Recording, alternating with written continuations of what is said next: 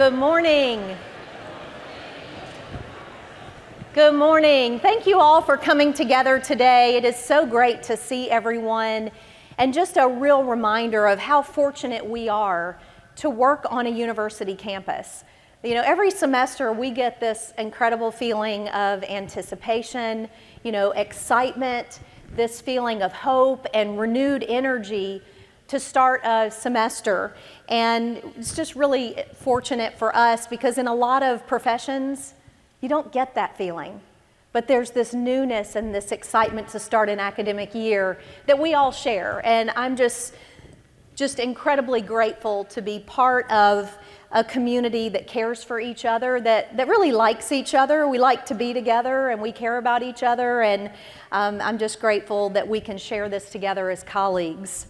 So some of us may remember a study that was done. It was in the early 1990s, and it was a study that looked at the effect of listening to music by Mozart. And it was this, in the study, they played Mozart for 10 or 15 minutes before students took a test, and then they looked at how they did compared to those that did not listen to that music and saw that there was some impact, especially in spatial reasoning for those students who had listened to Mozart and how they performed on that test. And today I'm turning to a little different type of study, a study that has shown that, feeling positive and feeling optimism, it really allows our brains to perceive more possibilities. And some people say that those feelings of optimism and positivity actually make our brains work better. So we can probably all think about music that makes us feel a certain way, and we know that music has an impact on how we feel. There was a study in 2015 by a Dutch neuroscientist who found that music and happiness go together and developed a formula to identify the happiest songs based on certain musical characteristics and public perception. And he found those characteristics were related to tempo. Those that had a tempo of 140 to 150 beats per minute, they were in a major key, they had a high danceability rating, those kinds of things. As far as the lyrics, so these are all songs, so lyrics were positive, upbeat lyrics, or really the lyrics were totally nonsensical. So those are the things that he found. And he did emphasize that music, of course, is all very, very personal. We all have different tastes, and that is very subjective.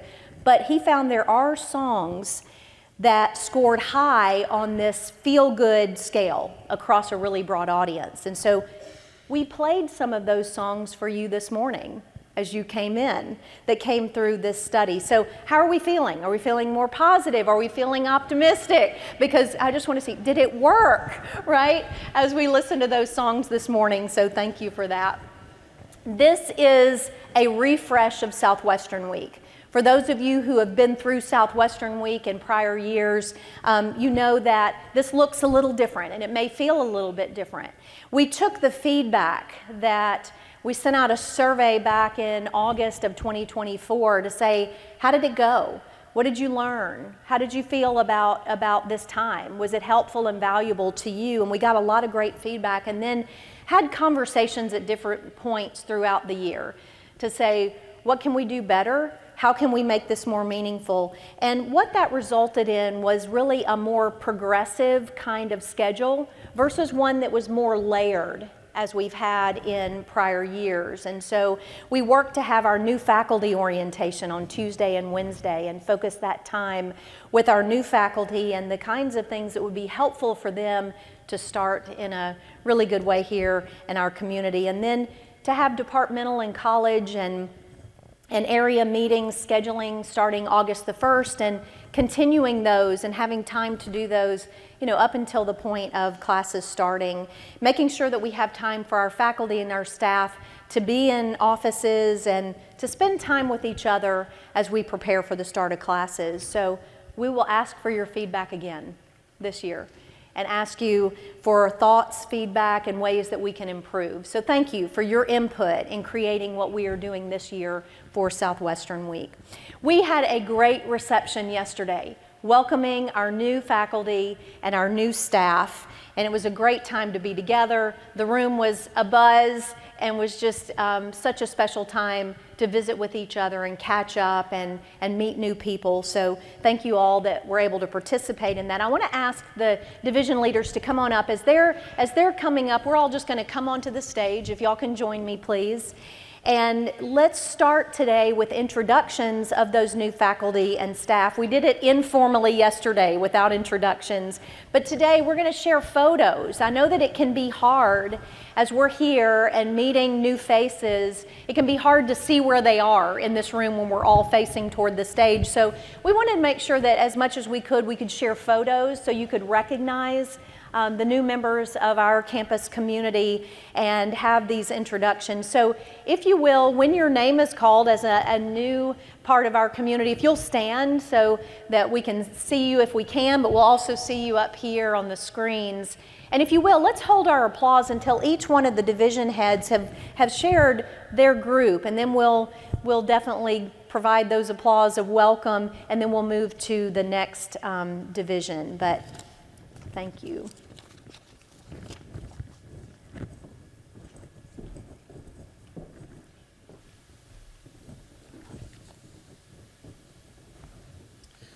All right, from the College of Arts and Sciences, we have 3 new faculty members. Dr. Jeannie Boliger.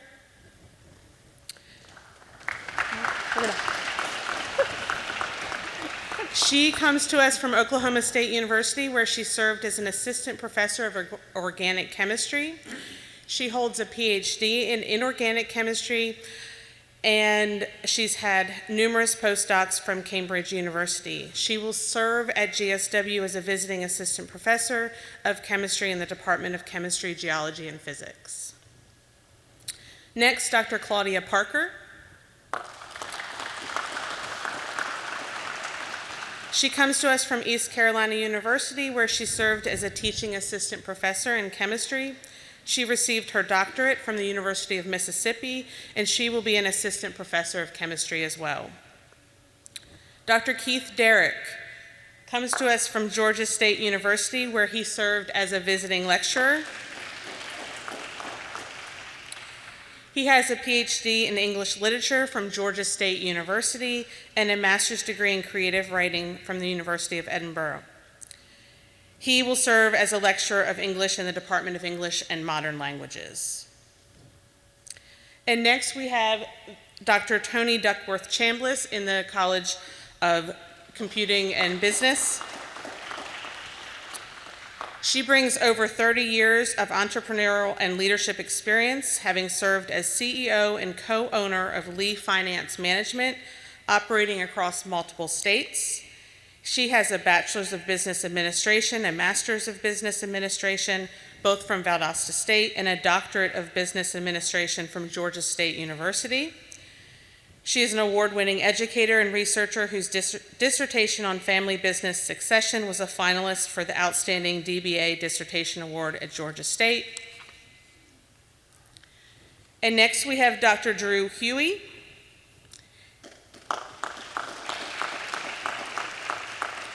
He is originally from Columbus, Georgia, and now calls Americus Georgia home. He has extensive corporate experience as well as being a professor at Oglethorpe University in Atlanta.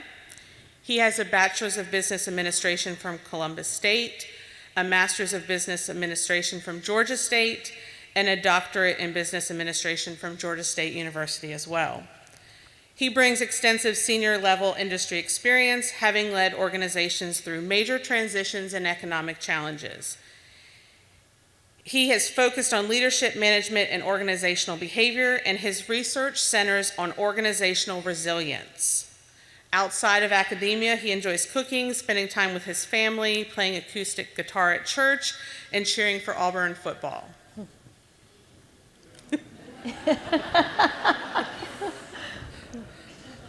I questioned that for a brief moment, Dr. Huey. All right, from the College of Education, we have Mackenzie Green. Mackenzie is from Americus. She graduated from Southland Academy. She has degrees in the from University of Georgia in early childhood education and master's and specialist degrees from Georgia Southern in school psychology. She practiced school psychology for 10 years in Georgia Public Schools, and she's joining as a lecturer of special education. Next is Dr. Lucinda Ford. Lucinda is joining as an assistant professor of mathematics education. She recently served as a research and teaching doctoral assistant at Texas State University. She defended her dissertation earlier this summer, and she just graduated 5 days ago with her PhD in mathematics education.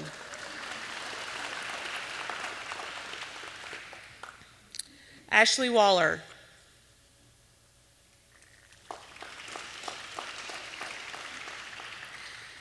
Ashley joins the College of Education as a lecturer of reading education after teaching in the Sly County School District for the past 8 years. She's a triple cane with all 3 degrees in elementary education, and she has certifications in Orton Gillingham, letters, and growing readers. And the College of Nursing and Health Sciences. Dr. Courtney Ross. Dr. Ross has served in the College of Nursing and Health Sciences since January, a lifelong resident of Americus and a proud alum of GSW. He brings over 20 years of experience in post-secondary education. His academic journey reflects a deep commitment to healthcare and leadership, holding the following degrees: a Bachelor of Science in Biology from GSW, a Master of Science in Biomedical Science from the Philadelphia College of Osteopathic Medicine, a Master of Science in Nursing from Augusta University, and a Doctor of Health Administration from the Medical University of South Carolina. Outside of his professional endeavors, Dr. Ross enjoys traveling the world by cruise ship and spending quality time with his family. Dr. Timothy Tolbert. Dr. Tolbert serves as the Associate Dean for Health Sciences. With over 16 years of experience in higher education, he has held appointments as a professor at Brenau University, Georgia Gwinnett College, and Marshall University. He holds a PhD in Human Performance from Middle Tennessee State University, a Master's of Education, Secondary Education from Berry College, and a Bachelor of Science in Athletic Training and History from the University of West Alabama. Prior to joining GSW, Dr. Tolbert built a distinguished career marked by academic leadership and dedication to student success. And outside of his professional life, he enjoys spending quality time with his family and is excited about relocating to Southwest Georgia. All right. And in academic affairs in the Office of Institutional Research, we have Sophia Aparicio Malacara. Sophia started full-time in January 2025 after graduating in December with information technology with a business concentration, and she's currently working on her Master's of Science in Cybersecurity from Kennesaw State University. She'll begin this fall. Griffin Johnson in the Registrar's Office. Griffin also joined GSW earlier this year. She previously worked as an enrollment counselor at ABAC. She has a BA in History from the University of Georgia and a Master's of Education in Higher Education Administration from Georgia Southern. And Dr. Brooke Stefancic.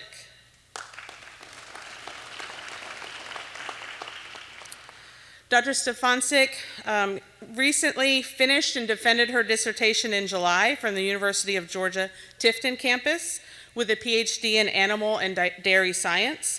She has served as a graduate student research assistant as well as an educator with Purdue University Extension, which is a part of the 4-H Youth Development Programming, and she is the Director of Professional Experiential Learning. Thank you.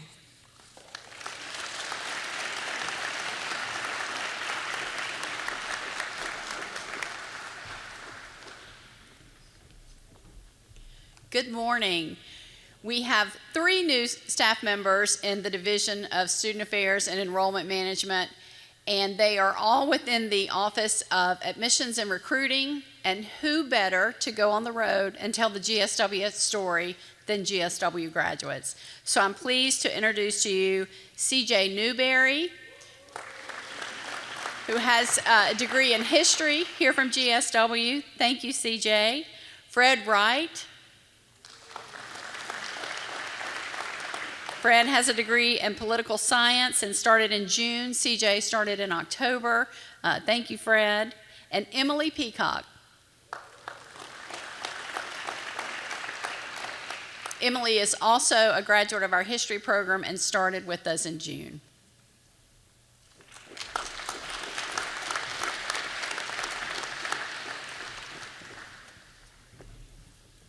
Good morning. We got a few new hires in the Division of Business and Finance. First, we have Jason Ifiola. She's Administrative Coordinator for Executive and Business Affairs. We have in Accounting Services, Danielle Melvin. She's our Grants and Travel Accountant. At the golf course, we have Larry Pettis, Grounds Maintenance. Human Resources, Lascelles Anderson, HR Specialist. And Kimberly Carter, Director.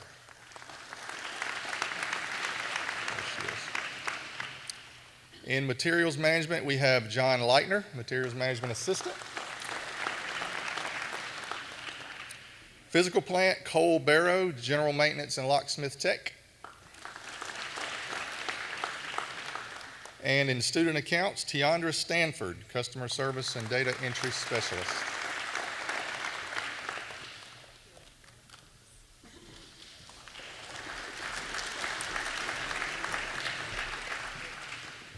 The IT department is very excited to be fully staffed after a long period of having some gaps.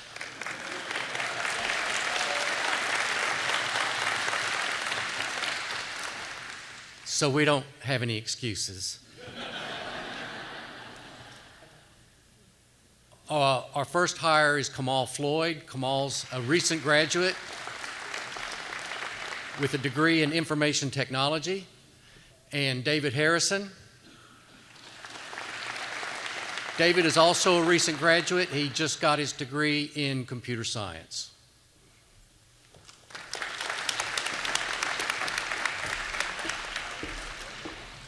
Good morning. We have 3 new hires in the Department of Athletics for this year. Our first one started back in February, head men's soccer coach Joe Barber. Joe comes from Gardner-Webb University in Boiling Springs, North Carolina, where he was the associate head soccer coach. Our second hire is Assistant Athletic Director Caitlin Downs. Caitlin's from right here in Americus, graduated from Southland, and comes to us from Phoebe Putney. She started in February as well, so we're excited to have Caitlin. And our final hire, head men's basketball coach Kevin O'Connor. And Kevin joins us from Cameron University in Lawton, Oklahoma. Thank you very much.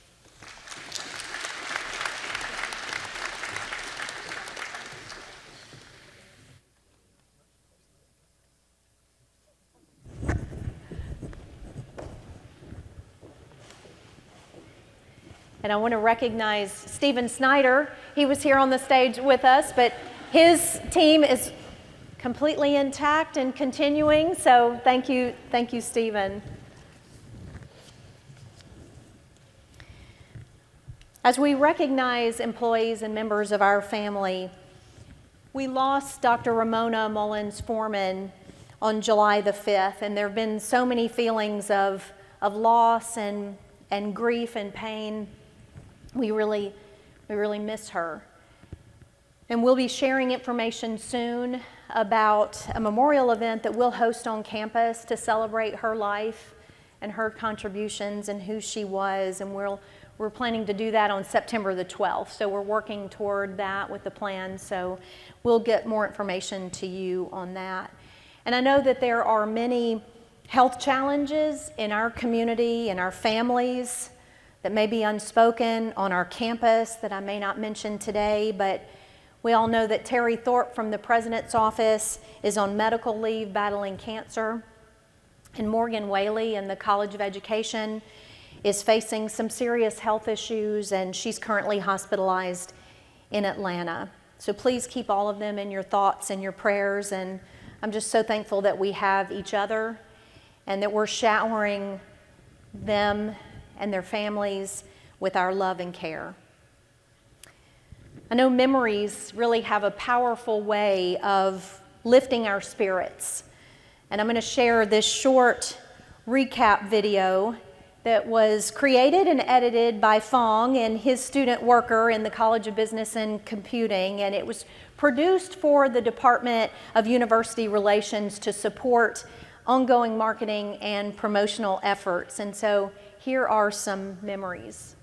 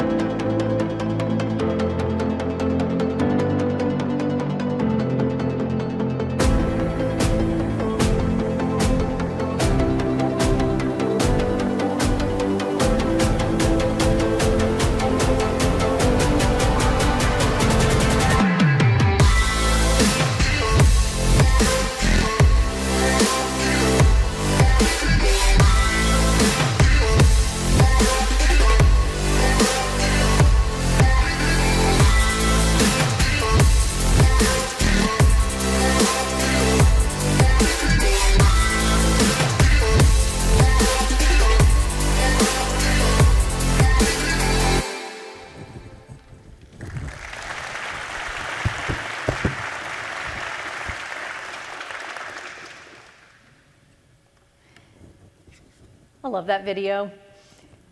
And it just shows such a sampling of what last year was all about. Short photos, so much more. It's interesting. There we go. Flashing before our eyes. I think an important part of any State of the University remarks are celebrations of the great accomplishments that we've had. And you know, we start with the fact that we graduated 852 students last year. 852 new graduates joining the 34,000 living alumni from GSW that are in the world.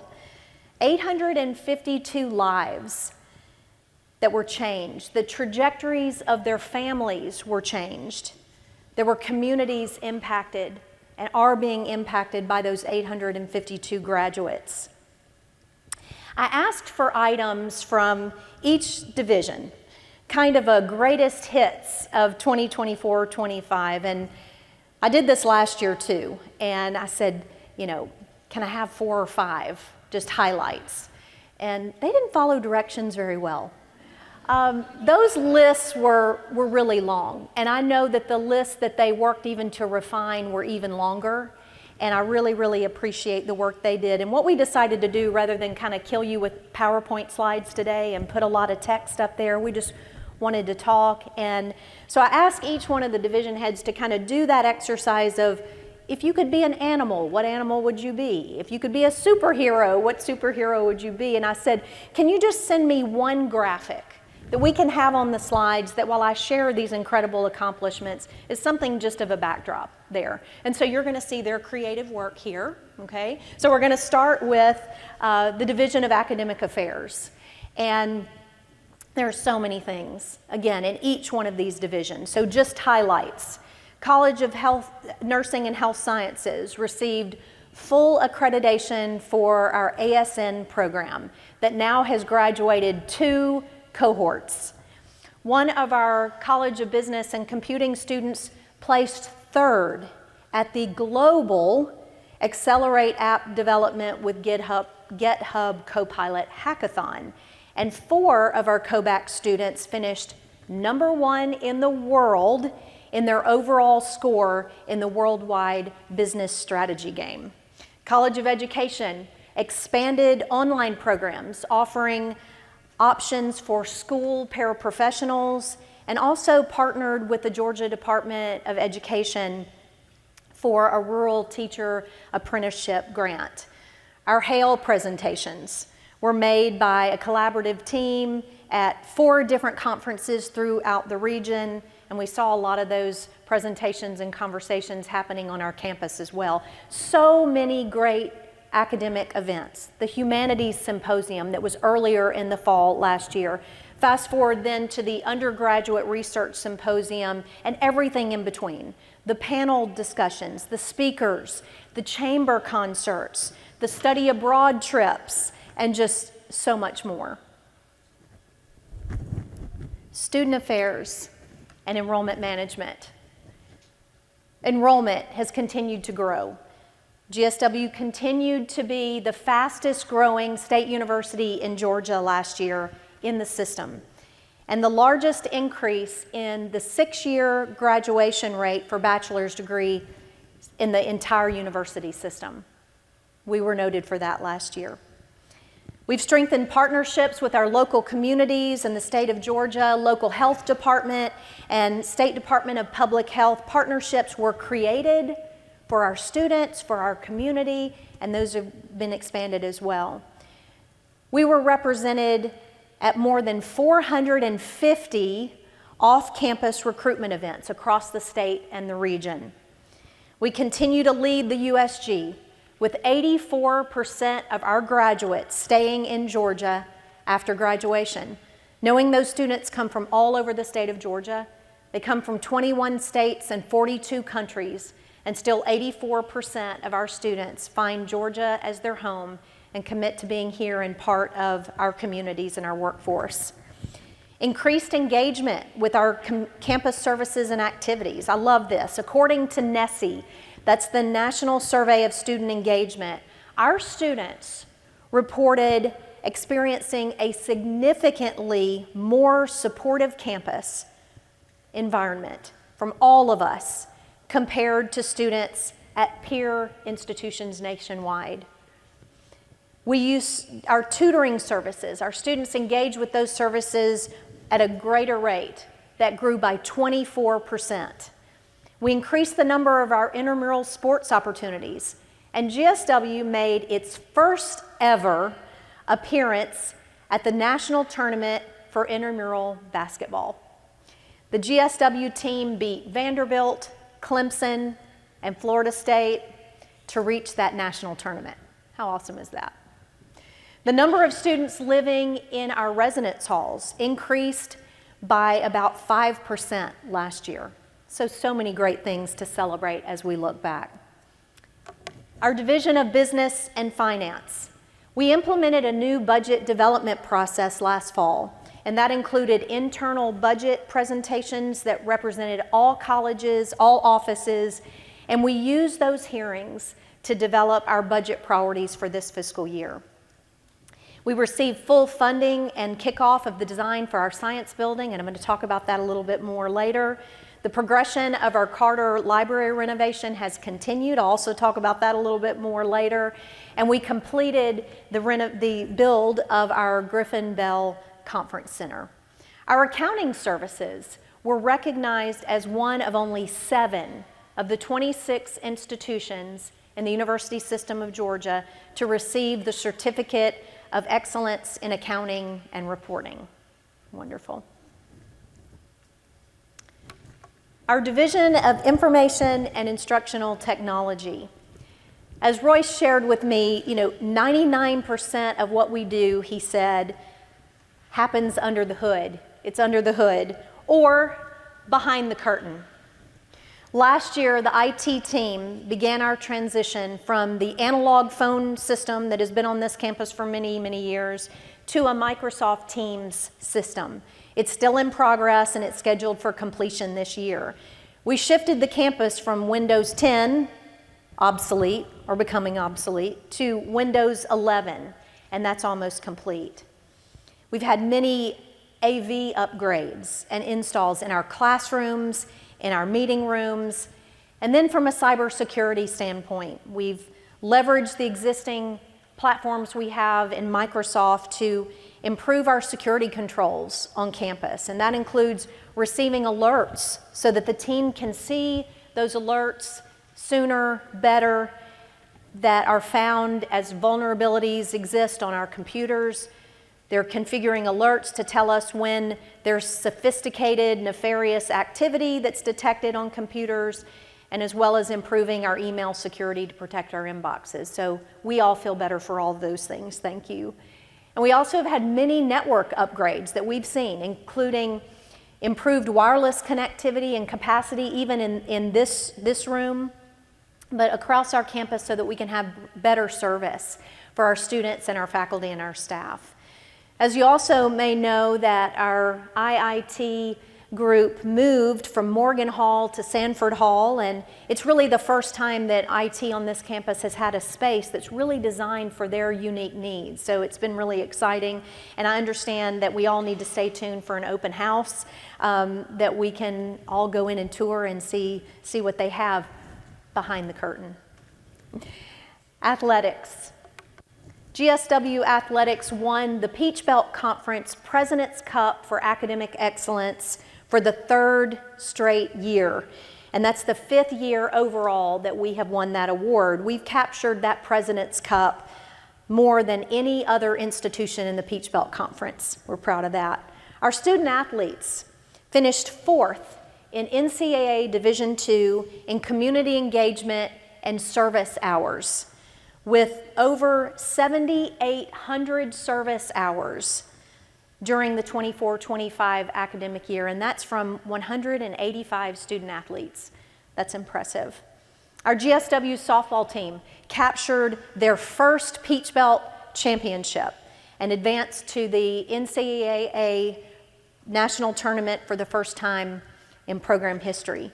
Men's golf advanced to the NCAA national tournament for the 6th consecutive season, and we have ranked in the top 25 NCAA national golf rankings for 49 consecutive poll releases.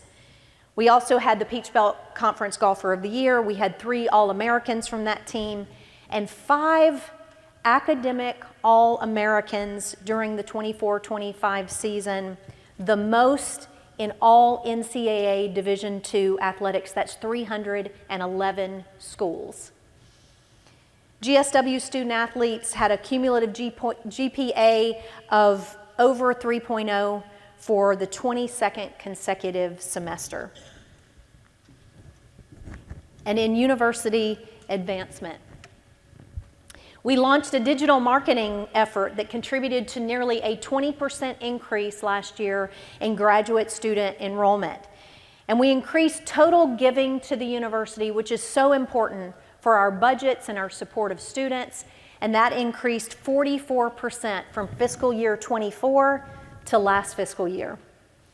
The Day of Giving participation, and you can see Day of Giving and a note that that's coming up on September 18th for us this year. But that participation rate increased 32% last year, and the dollars that we raised in the Day of Giving grew by 50%. We had the most successful Give Southwestern faculty and staff campaign last year ever. We had 69% of our faculty and staff that made it a priority to support our students and our institution with their own giving, so thank you all for that. We're moving forward with our comprehensive fundraising campaign with a goal of $12.5 million, and last year we reached the 35% mark toward that goal. It's really exciting, and we're going to keep moving forward with that this year. So there's so much to be proud of, so much that I didn't cover today, but I hope that you will talk about those things in your meetings, in your individual conversations the rest of this week, so that we can recognize and celebrate excellence. Because everything I just shared, that's our bar, that's our standard. those points of excellence. And I'm so proud of what we're doing. But I do believe that our best days are in front of us. So I want to look forward and talk about the strategic plan. We started the strategic planning effort in April.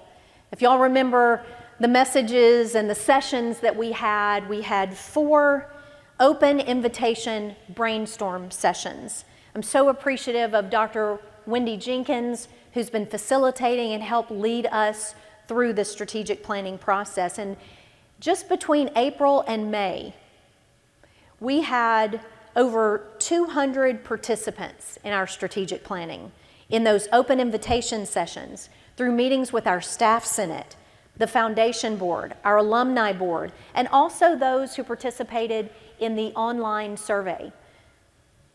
We're going to schedule a few more meetings to finish this phase of the strategic planning process. We have not had that opportunity because of an emergency on campus one day when we were planning to have sessions with the Student Government Association and the Faculty Senate, so we'll work to schedule those going forward. But it's been about listening and learning together. And we took those notes, and we'll add the notes we have from those sessions that are coming up, and transcribed those notes and evaluated for themes and repeated ideas and thoughts, really to see that those emerging themes really were focused on things that we wanted to start doing, those things that we wanted to stop doing, and those things that we wanted to continue or do more of. And some of those things that started emerging were a focus on professional preparation for our students. How can we do that better? How can we make sure they're ready, more ready for their careers, for their lives, for graduate programs, for all of those things ahead? How can we offer more coaching programs for our students, for that interaction and that relationship building and helping those students with their individual challenges, but those things we can do to make sure they're successful?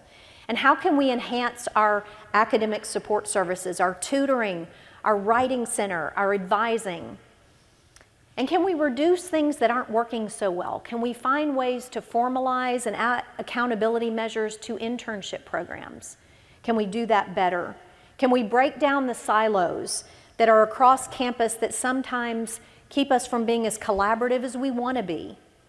Can we rethink redundant goals in our current strategic plan so that we can focus and we can align better with where we want to go? And can we double down on what GSW has that makes us so unique? So the things that we talk about related to people and purpose for each other, our mission, our students, and profession, helping students with purpose and profession. And can we uphold the commitment to service and to our community and maintain personal connections and how we have a very personal connection-focused culture? So those are some of the general summary statements of what we're seeing and what we're hearing, and excited to keep that going forward as we have those additional input sessions, and then we organize working groups around these themes that are emerging so that we can develop and articulate goals and make sure that we're all together on the mission and the vision and the values we have for the university. So we'll keep those feedback loops throughout this process. You'll keep hearing about it. Those times where we can say, this is what we're seeing so far. Give us your thoughts. Let's all be a part of that, so thank you. The other thing that we're working on is our campus master plan, and at the same time we're developing this strategic plan, we're working on our 10-year facilities master plan. So what is a master plan? A master plan is a great way for us to create a vision for our physical campus, right? Aligned with our strategic direction and that strategic plan. It helps guide where we will build things in the future. What about our landscape, our infrastructure investment? And it's an inclusive process that solicits input and feedback from our campus stakeholders. Throughout the competitive bid process, we looked at those priorities and the kind of firm that can help us work on this as a campus that brought a lot of experience in master planning to the table. And I'm so pleased to share that we selected the DLR group that will, and you can see members of their team here, they will have their first visit on campus September 9th through 11th. So you'll see notices and opportunities to be involved and learn more about that process. During that time they're on campus, we'll have interviews and focus groups, so a chance to engage with this process and give your ideas and thoughts. We'll do some mapping surveys to see where things are happening on campus currently, but where could they happen in better ways, and get those ideas and work. And then we'll work with a steering committee. The steering committee for this process is the President's Cabinet.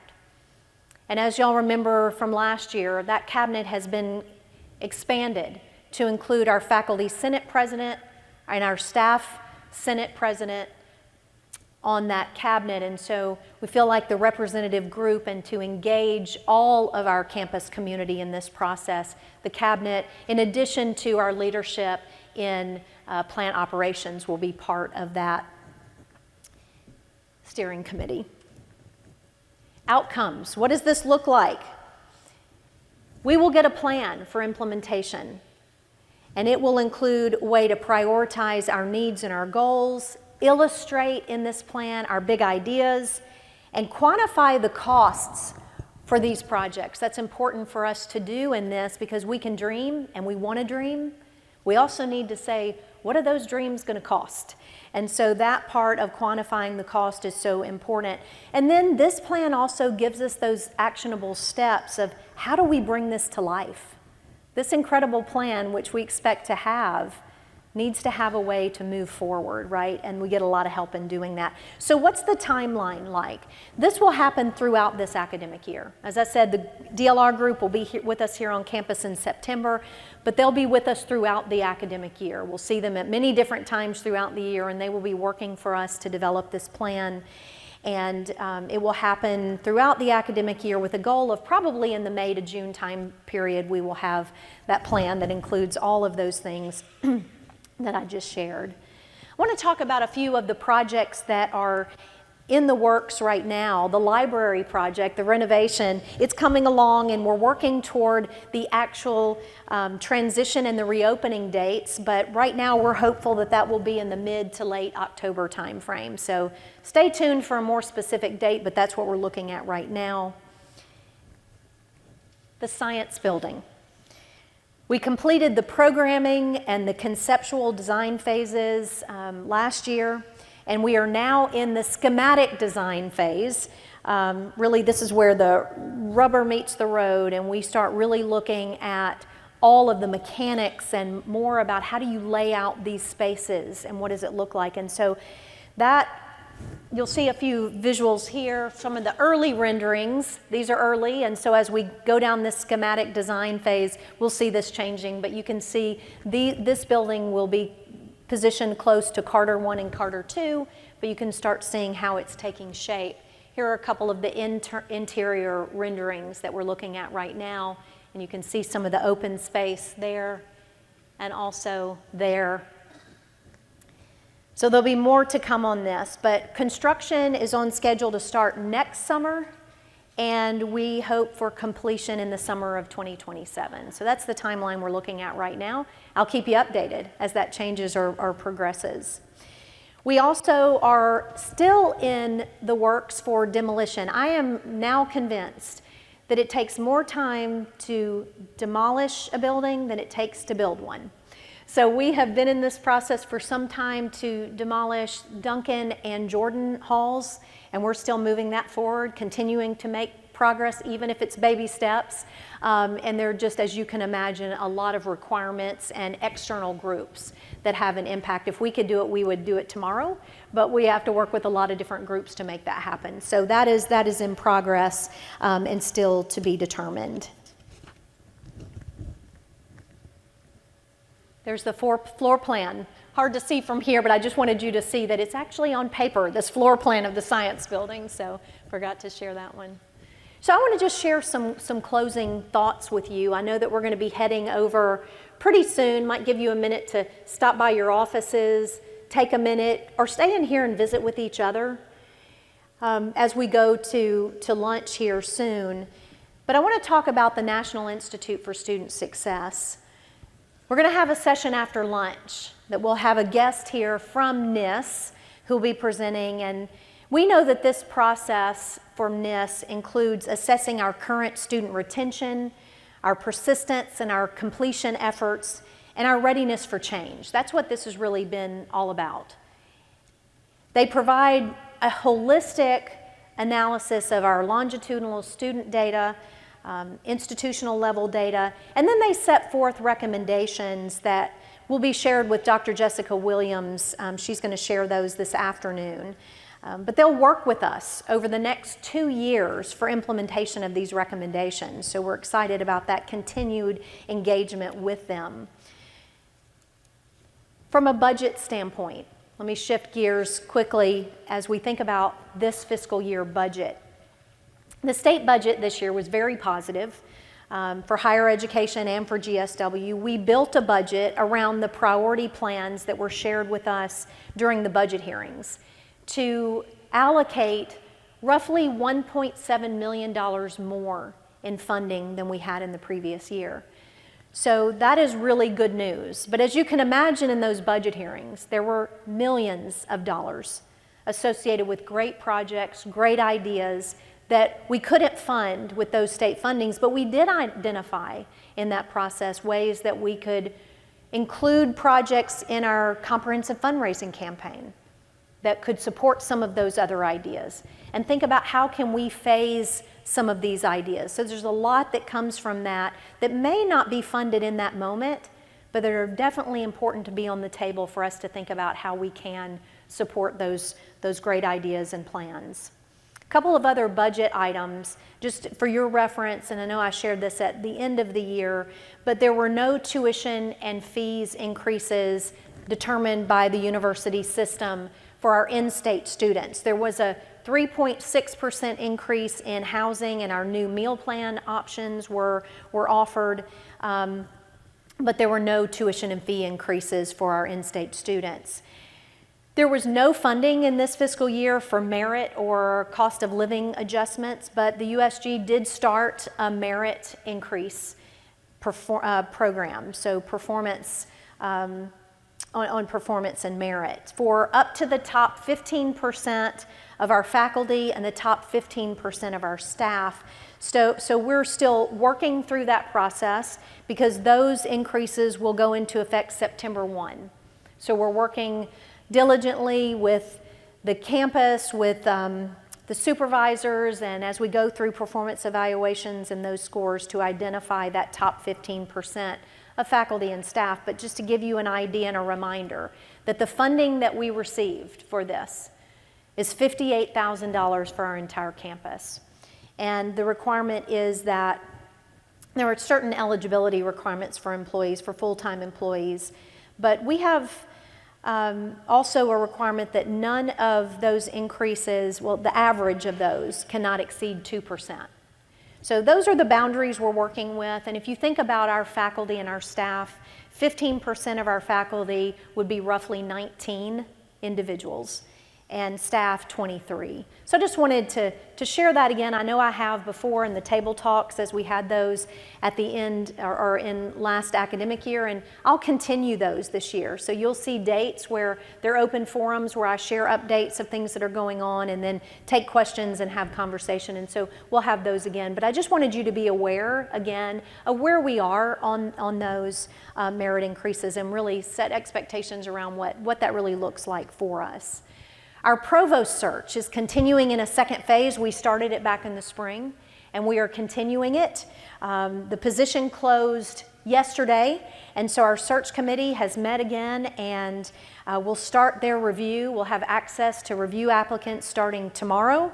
So we are targeting right now mid to late September for on-campus interviews. And I really appreciate the involvement and the participation. We had great participation at the open forums when the candidates came, and opportunity to get to know them and to ask questions. And again, we'll provide a survey after that where you can give your thoughts and your feedback on what your sense was of the candidates. And I'll ask you now to please submit those surveys and give your feedback.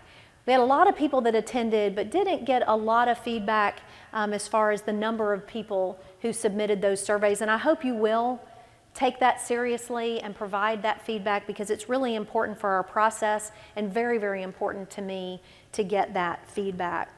So we'll continue in that process, and the goal is to be able to name a provost and to have that person in that role in January. So that's our goal. And thank you to Dr. Abbott for continuing to serve in the interim role, which she thought might be a few months, and asked her if she would continue in that role through the end of this semester. So thank you for your service there. I've shared this with you before, but I wanted to let you know I'm still sharing this with students, with prospective students, with families as they come to campus, that I make 3 promises to them. And when I make those promises, it's up to all of us to live those out. And so I just want to keep those in front of you, that I let the students and the parents know that the students here are going to be challenged. So when we talk about retention and we talk about graduation and we talk about excellence, that means that we're not going to lower our standards. The standards are here. We set those. I just shared those with you when we talk about the highlights and the accomplishments just from last year. But think about the accomplishments that this university has made in our 119-year history. So I'm promising those students and those parents that they're going to be challenged, and so I look to all of us to challenge those students in significant ways. And then I tell them we're going to support them. And so that is what has to be prepared, not by another person, but in each of us. Both the challenge to our students and then the support for them. We know we have those resources, we have offices, but it's in each of us to support those students. So challenging them, supporting them, and then the third promise that I make them is that we're going to engage them. And that means in the classroom, outside of the classroom, in the community, that we are going to engage these students. And again, all 3 of those happen within each of us. This is not a divide and conquer mentality. It's not that each of us has a lane. Those 3 things, that's all of our lanes. So thank you for your commitment to challenging and supporting and engaging our students each and every day. Y'all know how important this is. I shared this with you last year. I share it with everyone throughout the year, that for each of us to display this diploma cover, and there are some up here on the edge of the stage. If you don't have one in your office, I'm going to ask you to come up today and to get one and make sure that it is displayed in a prominent place. Because when we challenge and support and engage our students and help them see that there is a goal and a purpose, and that a college degree has value, that this displayed in a prominent place in every one of our offices, so that when a student comes in on a good day, a not so good day, I don't know if I can continue, a day where I'm saying, I can't really make a decision yet on which one of these graduate programs I want to go into, can you help me? Hey, I've got a couple of job offers. Like, those are the good days, and then we know those days that are not so good. Failed a test, didn't do well on a presentation, having trouble getting to class, having personal issues. Like, it runs the gamut, right? Our jobs are difficult, but they're important. And having this as a reminder for all of us that this is what we're working for every day. We want our students to earn this. We don't give these away. They earn it. And so if you need one of these and you don't have one in your office, please grab one today so that you can have that. And if we run out, you can always reach out to Krista Smith in the registrar's office, and she'll help you get one. So thank you all so much for doing that and for carrying that forward. So what's next? A few things. Some of the things that are on our calendars that are happening very soon, like Freshman Move-In Day on Saturday. I know a lot of you are volunteering and already planning to be there. But if you haven't yet, said that you're going to be there, I hope you still will come. We'll have people from the community, organizations in the community, our student organizations, and it is a really special time with those students and parents as they're moving in. But if you can only come for an hour and you really can't lift anything, or it's just not going to work for you to do that day, just coming by, walking through Oaks 1, Oaks 2. I think we also have one floor of freshmen in Magnolia 1. So just coming and saying hello, just visiting in the lobby. Hey, we're glad to have you here. If you can come by for 30 minutes, an hour, or a couple of hours, it's from 8 o'clock until 1 o'clock. So thank y'all for contributing and being part of that, and for our new students to see your faces and to start meeting you and building those relationships. So that's Saturday. And then our new student orientation starts. Some of it will start for our residential students on Saturday, but then Sunday at 1:30. We'll have all of the students in here, and we'll have a welcome for them, and we'll have a speaker. So you are welcome to come and hear that speaker and understand and see what the students are hearing. And just have that time with them and to say, hey, pop in if you can. We'd love to see you on Sunday afternoon. And then our freshman convocation is Tuesday morning at 10:30, and we'll all be here for that. Really looking forward to having everyone here and understanding that that's an expectation as a campus community, that we all come. And I know some offices are going to need to have someone that stays in the office and keeps that open, but as much as we can, the expectation is that we all come. It's an important ceremony, just like graduation. I think y'all are aware that I expect everyone, all of our faculty, and all of the staff that absolutely can, to be here, and to be here for our graduation ceremonies in December and in May. Those are so incredibly important, and I hope that you'll be at those. But the freshman convocation is a really special event, so look forward to seeing you at 10:30 on Tuesday for that.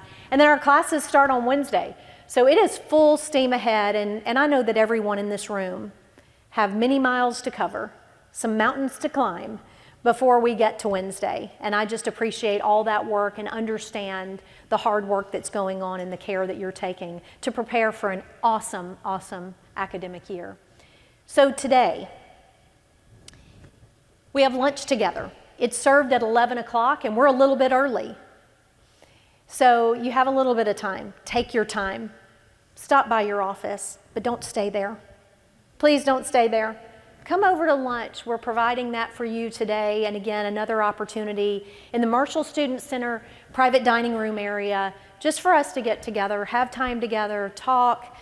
We just don't get enough of that time.